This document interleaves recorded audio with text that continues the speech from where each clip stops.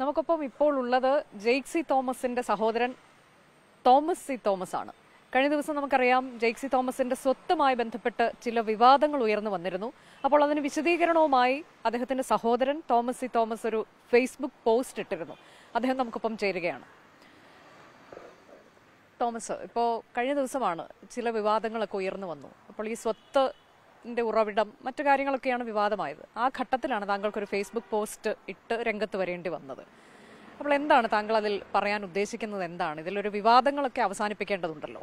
തീർച്ചയായിട്ടും ആ പോസ്റ്റിനകത്ത് തന്നെ നല്ല രീതിയിൽ ക്ലാരിറ്റി നമ്മൾ വരുത്തിയിട്ടുണ്ട്. എല്ലാ കാര്യങ്ങളെക്കുറിച്ചും, സ്വത്തിനെക്കുറിച്ചും. അത് പൈതൃകമായ സ്വത്താണ്. അതിൻ്റെ വേരിയേഷൻസിൻ്റെ ഭാഗപത്രത്തിന് ശേഷമുള്ള വർധനവും അതിനു മുമ്പേ 3/1 എന്ന നിലയ്ക്കുള്ള വേരിയേഷനും വ്യക്തമായിട്ട് അതിനകത്ത് അവതരിപ്പിക്കാനായിട്ട് പറ്റിയിട്ടുണ്ട്. അപ്പോൾ ഈ ഇങ്ങനെയൊരു വിവാദം, അത് അനാവശ്യ വിവാദം തന്നെയാണ്. അത് എന്തുകൊണ്ടാണ് അത്തരം വിവാദങ്ങൾ ഉയർന്നു വരുന്നതെന്നാണ് താങ്കൾ കരുതുന്നത്? ഒരു രാഷ്ട്രീയ മത്സരത്തിന് വേണ്ടി മണ്ഡലം സജ്ജമായിക്കൊണ്ടിരിക്കുകയല്ലേ. അപ്പം അതിനെതിരെ ഏതു മണ്ഡലങ്ങളിലും രാഷ്ട്രീയ സ്വഭാവത്തിൽ ഒരു മത്സരത്തെ നേരിടേണ്ട വേറൊരു തലത്തിൽ വരുന്ന കാര്യങ്ങളായിട്ട് ഇതിനെ കരുതുന്നു. ഈ പിതാവിന്റെ പ്രായത്തെക്കുറിച്ചൊക്കെ താങ്കൾ ഫേസ്ബുക്ക് പോസ്റ്റിൽ വിശദീകരിക്കുന്നുണ്ട്.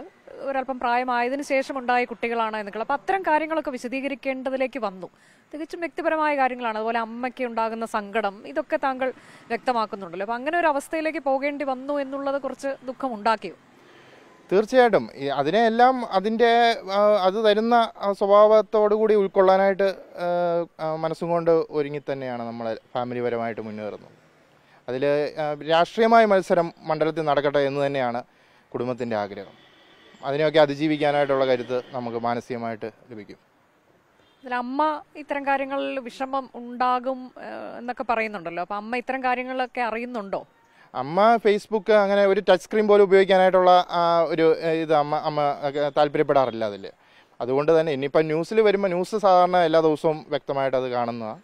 അപ്പം അതിനെ ഞങ്ങൾ കരുതിക്കോളും. ഇടതും വലതും നിന്ന് തന്നെ ഞങ്ങളത് അതിന് സംരക്ഷണമാണ് ആ മേഖലയിൽ. ഇപ്പം എങ്ങനെയാണ്, താങ്കൾ രാഷ്ട്രീയ പ്രവർത്തനം ഉള്ള ആളാണോ? ഇല്ല, ഞാൻ ഒരു 15 വർഷമായി എൻ്റെ പഠനത്തിന് ശേഷം വ്യാപാര മേഖലയുമായിട്ട് മാത്രം ജീവിക്കുന്ന ആളാണ്. അത് തുടരും. ജയിക്കിന് വേണ്ട എല്ലാ സപ്പോർട്ടും അത് കുടുംബത്തിൻ്റെ ഭാഗത്തു നിന്ന് കൊടുക്കുകയും ചെയ്യും. ജയ്ക്ക് ഇതിപ്പോൾ 3ാം തവണ മത്സരിക്കുകയാണ്. കുറെ കൂടി പരിചയസമ്പന്നതയോടുകൂടി മത്സരിക്കാൻ പോവുകയാണ്. ഈ രംഗത്ത് കുറച്ചുകൂടി പരിചയസമ്പന്നനാവുകയാണ്. അപ്പോൾ ഇത്തവണത്തെ പ്രതീക്ഷകൾ എങ്ങനെയാണ് നിങ്ങൾക്ക്? പ്രതീക്ഷ മണ്ഡലത്തിൻ്റെ വികസനത്തെ കൂടുതൽ ചർച്ചയാകുന്ന ഒരു അവസ്ഥയിലേക്ക് പുതുതലമുറ എത്തിക്കഴിഞ്ഞു. അപ്പം വികസനം വേണം. അതായത് സ്വാതന്ത്ര്യത്തിന് ശേഷം കേരളത്തിൽ നടപ്പാക്കിയ എല്ലാ സ്ഥാപനങ്ങളും എല്ലാ മണ്ഡലങ്ങളിലും പുതു രൂപത്തോടെ പ്രത്യക്ഷപ്പെട്ടു തുടങ്ങി. ഇവിടെ ഒരു നല്ല ശതമാനവും അത് ആ രൂപത്തിൽ, പഴമയുടെ രൂപത്തിൽ തന്നെ സ്ഥിതി ചെയ്യുന്നു. അതിനൊക്കെ ഒരു മാറ്റം ആത്മാർത്ഥമായിട്ട് മണ്ഡലം പ്രതീക്ഷിക്കുന്നുണ്ടെങ്കിൽ അത് രാഷ്ട്രീയമായി ചർച്ചയാകും. അത് കൂടുതൽ രാഷ്ട്രീയ പോരാട്ടത്തിന് ഒരുങ്ങുന്നു. പ്രതീക്ഷയുണ്ട് പൂർണ്ണമായും? തീർച്ചയായിട്ടും നല്ല പ്രതീക്ഷയുണ്ട്. മറ്റൊരു ഫേസ്ബുക്ക് പോസ്റ്റ് കൂടി ഞാൻ കണ്ടിരുന്നു. അതൊരു ബ്ലഡ് ഡൊണേറ്റ് ചെയ്തതുമായി ബന്ധപ്പെട്ട് മറ്റൊരാൾ ഇട്ടിരുന്ന ഒരു പോസ്റ്റാണ്. എനിക്ക് പരിചയമുള്ള ഒരാൾ കൂടിയാണത്.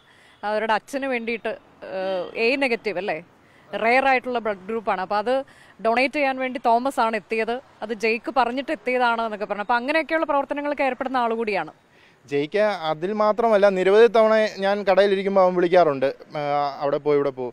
അപ്പം ഞാൻ അതിനകത്ത് പലപ്പോഴും എടാ ഇപ്പോൾ പോണോ എന്നൊക്കെ ചോദിക്കാറുണ്ട്. അപ്പോൾ ഈ കേസിൽ മാത്രം ഒരു പ്രത്യേകതയുണ്ട്. അവൻ വിളിച്ചിട്ട് എടാ ഒരുപാട് പേർക്ക് നല്ല സഹായമുള്ള ഒരു വ്യക്തിക്കുള്ള ആവശ്യമാണ്, നിനക്ക് പറ്റിയാൽ പോ എന്ന് പറഞ്ഞു. അപ്പം ഒന്നും എതിർക്കാതെ തന്നെ എഴുന്നേറ്റ് പോയതാണ്. അത് മാത്രം തിരിച്ചു വന്നു എന്നതിൽ വലിയ നന്ദി. Thank you so much.